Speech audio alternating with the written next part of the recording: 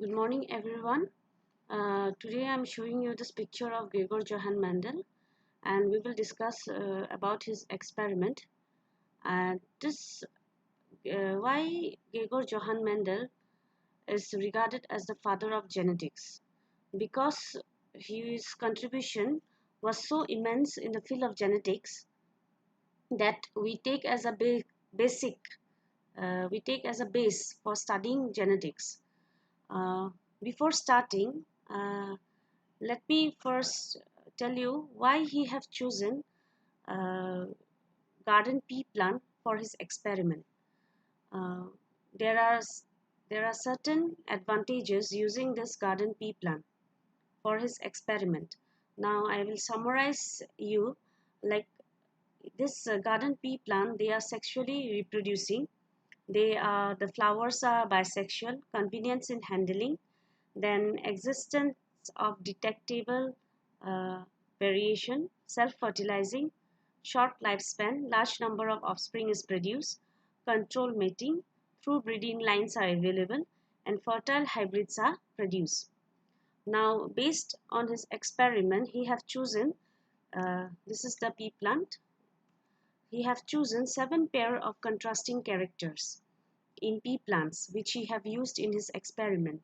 These characters were shape of seeds, color of pods, shape of pods, plant height, position of flower, and flower color. Now, before going into detail, we have to know what is an allele. Actually, this allele has been used, this term has been used mainly uh, in his experiment. Now, alleles are regarded as an alternate form of gene. Suppose we have taken a character, this is plant height. Now the gene which will be expressed, there will be two alternate forms, that is tallness and shortness. So these two alleles for tallness and shortness will uh, they will be showing the character of plant height. Now let us start the Mendel laws of heredity. The first law is regarded as a law of dominance. Now, the law of dominance, it states that when two homozygous individuals with one or more set of contrasting characters are crossed, the characters that appears in offspring of first filial generation are dominant characters, and those which does not appear, they are regarded as a recessive characters. Now, in this experiment, I have shown you the tallness pea plant and a short pea plant which are crossed, and in the first filial generation we have found that in this F1 generation all were tall plants. Why? Because of that, because we consider that the tallness is dominant over the shortness. So that's why in F1 generation the tallness characters was expressed and the dwarf characters or shortness characters was suppressed. So the next law is the law of segregation, which we also regard as a law of purity of gamete. Now, what happened in this law of segregation is that the allele for each character existing in pair in an organism, they do not blend. And instead, what happened is that they segregate from each other and pass into different gamete in their original form. Thus, each gamete contains only one allele for each characters. Now, let me consider this picture. Now we have again taken an experiment on tall pea plants and dwarf pea plants.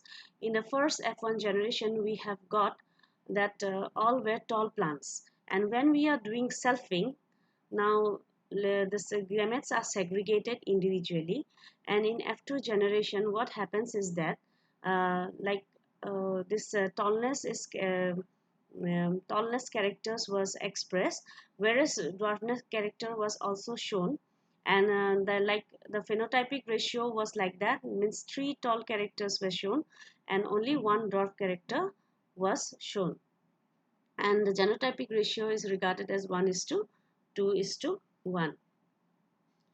Now let me consider the third law, The third law is the law of independent assortment.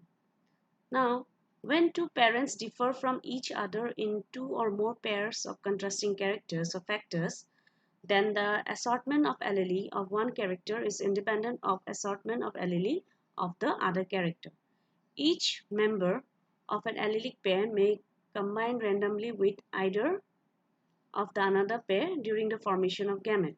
For example, Mendel represent this round character of seed by R and a wrinkle character of seed by small r.